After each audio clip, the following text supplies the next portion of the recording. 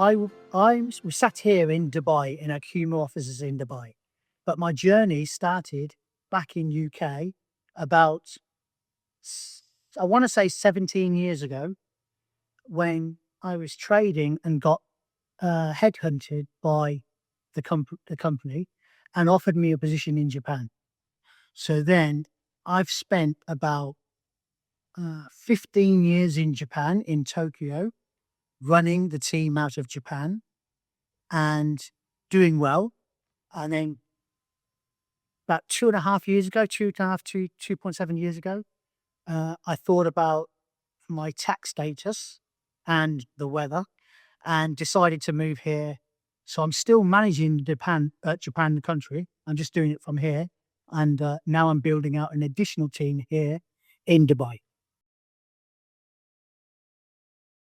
I was just working in just a normal company called CHS. It's a distribution company, basically a servicing consultant. I had an appointment with a financial advisor I wanted to save, get wealthy, etc. Like as we all should. And I had a financial advisor, and through my several months of working with him, I felt underserved in results and performance. Because had a keen passion for trading myself, I had an interest in the market itself. I had a little bit of knowledge already, and I just felt that everything the advisor was doing, I could do better because I'm actively involved in markets, whereas I felt he wasn't. So that led me into thinking, you know what? I kind of like the idea of helping people with financial advice.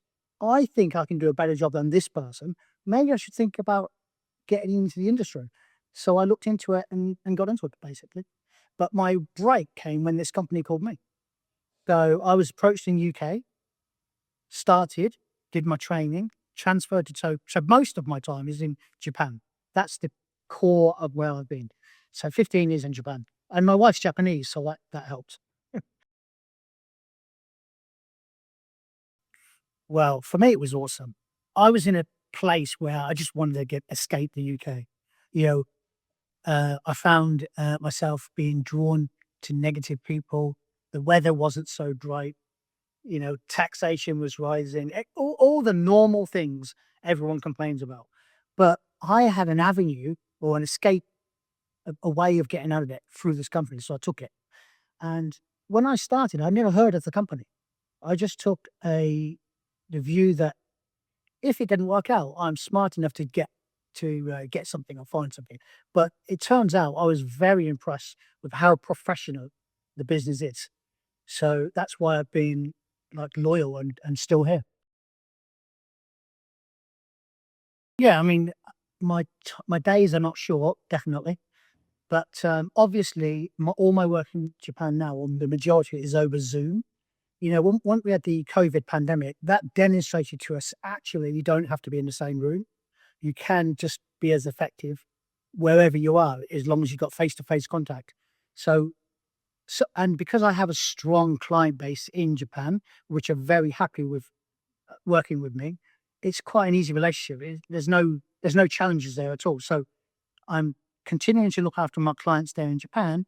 I'm expanding on them through introductions, but my reason for here is to expand the team here, which I'm starting to do now. So that's well, firstly, I have an interest in the markets. So it probably comes from passion. So I had a passion for the markets. However, back then I was a novice, I was a retail trader. I was self-taught and I just thought I was doing a good job. And I was doing okay, but nothing to boast about. But then I secured and got trained by former traders of Goldman Sachs, and also the managing director of Bank of America, the options trading floor in New York. So they both trained and mentored me, and then introduced me to the largest fund manager out of Germany, of Commerzbank, who basically run a long short hedge fund portfolio, multi-asset, multi-billion euro hedge fund. And through years, I've been training them under years. I'm still in contact with them today. They've taught me the institutional framework, the institutional risk framework to how to run money, how to manage money. I feel that that is the foundation of my ability. That is the core differentiation that separates me from all my competition. So in reality, when I view opportunity, so when I mean opportunity, I mean a client's awarded me some money to invest. I'm looking at the opportunity based on all the obvious, you know, effective things we need to go through, like risk profile, etc., timeline, etc. Once all that's agreed, I'm now left with identifying the opportunity. So the way I approach the opportunity is using the training, the institutional risk framework. So that lens that I'm looking through gives me extra and additional angles of insight into how I'm looking at the investment world. So that now identifies sooner hidden risks and sooner potential outsizing opportunities, which I feel would be missed if I just stuck to the traditional way that advisors are trained. So I'm basically overlaying institutional framework onto an individual portfolio. Now, I cannot do everything that they do because compliance doesn't allow everything. But what I can do effectively gives client providers a boost. So that's why my clients love them. They love that framework. I wouldn't. There's no challenge to it. There's more of a frustration. So it works seamlessly and smoothly because I'm in control of what's of my own advice. So my advice is based on that institutional this framework. So there's no friction or conflict there. The frustration creeps in because some of the things I do with my own money, because I am actively involved, I'm active in the markets myself with my own capital, that's making me successful. I want to do with clients to make them successful, but I'm got my hands tied. I'm not allowed to do it. An easy example would be options. So options is a very good way to risk hedge a position. All the banks use it for their own capital, yet compliance say it's risky. So I think it's probably to do with advisors are not trained on how to implement options. It's probably related to it, but it's frustrating because I'm very skilled at that. And, I'm active in the options market. I do well and I want my clients to do as well as I do, but I can't quite match my own wants. I've been asked that many times by my clients said, and they've said to me, if you go, I'll come with you. I might say, thank you for that trust and faith. I love it, but I'm not going anywhere.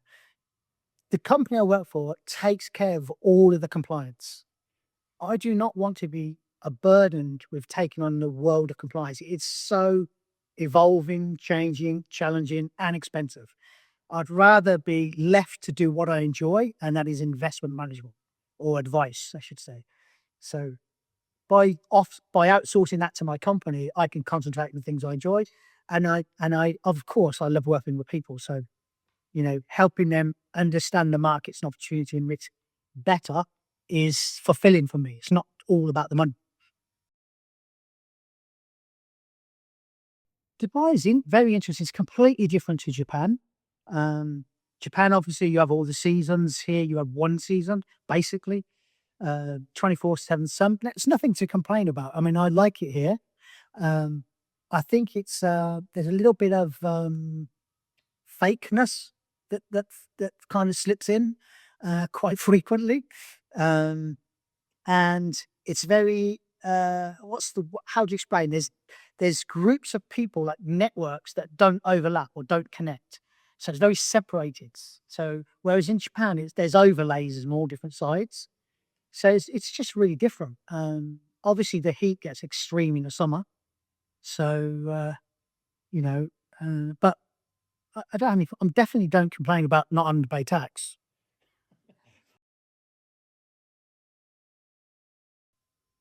I've got three forms of fighting that I favour. So obviously, I like boxing. I really uh, appreciate the skill involved in boxing. It's not just about punching; it's about how you move when you're punching.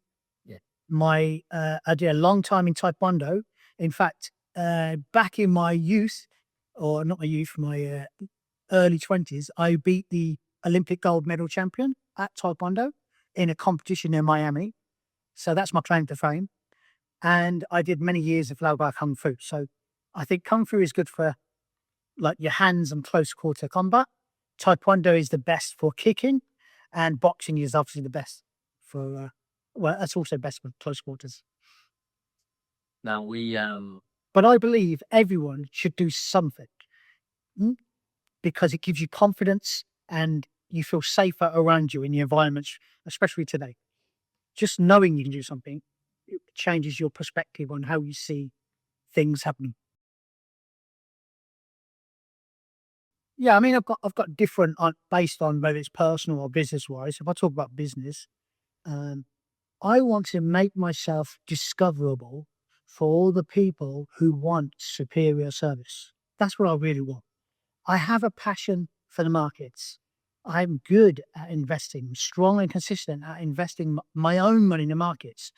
And I feel sorry for the people who, A, don't get the opportunity to meet anybody who knows that can help them, or B, they're with the wrong person. They're getting the wrong advice. And that includes following social media influencers, subscribing to newsletters, because I feel that all these vehicles are coming from people who have never managed public money. And I think it's a very dangerous path to go on, but it's not for the obvious reason, because they are set up to explain exactly what the user wants to hear. So I just feel like it's a very dangerous path to go down, but you don't realize it until much later in the years. And it can be combined with now the rise of AI. Many people believe AI is a solution, it's a replacer for advisors or service professionals. I categorically would debate against that.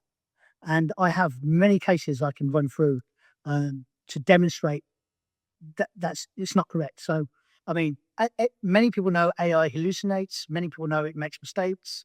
So, but I myself do use AI, and I'm building a whole stack of service systems using AI.